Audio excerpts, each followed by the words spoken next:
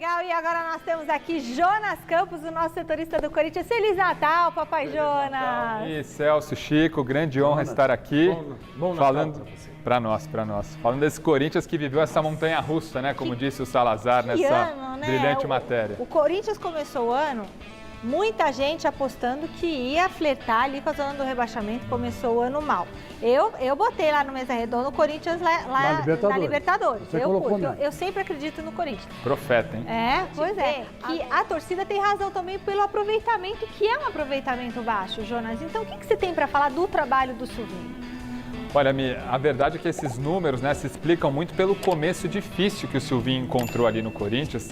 Ele pegou um time completamente limitado, o Wagner Mancini vinha tentando dar uma cara para esse time, até salvou o Corinthians no Campeonato Brasileiro de 2020. No Paulistão, é bom a gente lembrar, até tentou de última hora ali jogar com 3 zagueiros, mudar o esquema, mas o Corinthians não andou, então o Silvinho pega logo de cara na Copa do Brasil um Atlético Goianiense mais ajeitado. Eu estava cobrindo esse jogo. O Corinthians toma um baile em Itaquera do Atlético Goianiense, é eliminado da terceira fase da Copa do Brasil.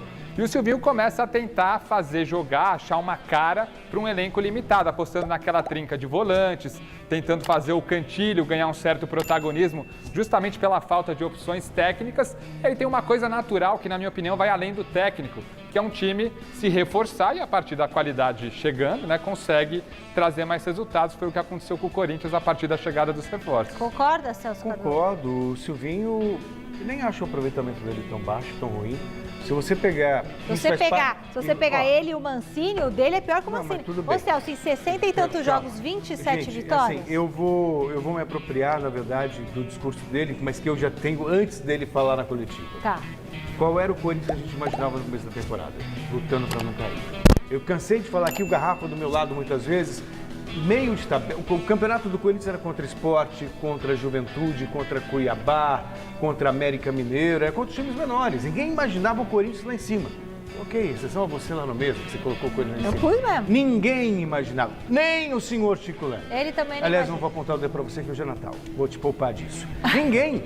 E aí quando você vê o Corinthians... Olha, eu posso falar, né? Aí Vai você falar, vê calma. o Corinthians em 5º lugar, atrás só dos favoritos, Flamengo, Atlético Mineiro, Palmeiras.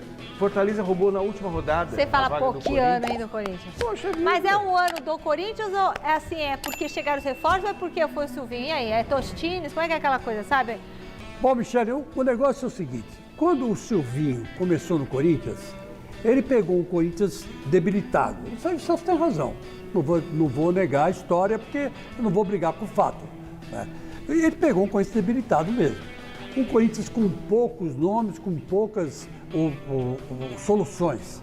E o que ele fez? Ele montou uma linha de 4, fechou a casinha e foi apostando na garotada, foi montando o time foi ganhando confiança e conseguiu fazer no primeiro turno, antes de chegarem os reforços, 28 pontos. 28 pontos. E isso aí foi mérito dele. Conseguiu ganhar jogos fora de casa muito difíceis.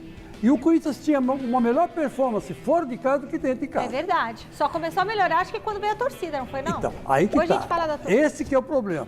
Quando chegaram os reforços, E aí? chegou primeiro o Juliano. É. O Juliano encaixou legal no esquema que ele tinha montado.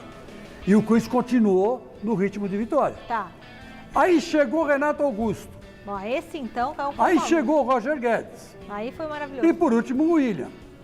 Aí que ele não soube dar a cara pro Corinthians. Esse que é o problema. Esse é o grande problema. Mas calma, os 4 Jonas, os 4 praticamente jogaram junto. Não, mas eu vou dizer os números para você. No segundo turno, o Corinthians fez 29 pontos.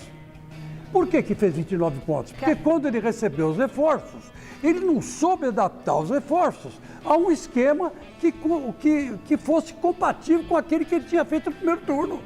Então ele se bagunçou, ele se atrapalhou. O que você acha, Jonas? Eu acho que um esquema naturalmente muda com a chegada de tanta qualidade, né? Então, não era só encaixar os caras ali, tinha a condição física de cada um, isso sempre foi muito claro lá no Corinthians. O Renato Augusto era nítido, a condição física dele muito abaixo do ideal. Claro, o Renato Augusto estreou fazendo gol, João. É um jogador muito acima da média, Chico, que aqui no Brasil deita e rola, né? Faz diferença. Sim. mas muito, muito abaixo da condição física ideal. Tanto é que eu perguntei para ele no fim da temporada, ele já com uma sequência engatada, até perguntei para ele de 0 a 10 você se vê em qual número em termos de condicionamento físico. Ele falou no máximo 7. Então é um cara que ainda vai crescer. O William, lesionado, né, desde o início também, acabou sofrendo uma lesão, convivendo com um problema na posterior da coxa. Então essa adaptação é chata. Agora com uma pré-temporada, acho que agora a gente vai poder analisar com mais justiça esse trabalho do Silvinho. Ô, Jonas, posso fazer uma pergunta para você? Se ele não conseguiu armar um time em 6 meses, você acha que ele vai armar um time em 15 dias? Mas, Chico, os caras não chegaram Mas agora. ele não armou um time que conseguiu uma vaga direta na Libertadores, um time que era cotado para ser rebaixado, Chicão? Um time com Renato Augusto, com Roger Guedes, com Juliano, vamos esquecer o William. Tá, que os 3 têm que jogar agora. 6 meses. Tudo bem, mesmo. Mas ele fez 29 pontos só. O Juliano o Grêmio e outra coisa, com o Douglas Costa. E outra coisa, pera um pouco, seu Celso Cardoso. Espera um pouco, seu Celso Cardoso. Mas tô te... O Corinthians fez 9 jogos na Arena, com o público. Aí a vida mudou, O Corinthians empatou um jogo, ganhou 8. Agora vem dizer para mim que foi o Silvinho. 8 jogos, ganhou 7, empatou 1. Empatou 1, desculpa. Eu acrescentei um a mais. Então quer dizer que, veja bem, o que o Silvinho fez no segundo turno? Nada. Não fez nada. Então eu acho que esse time, com esses reforços, merecia um técnico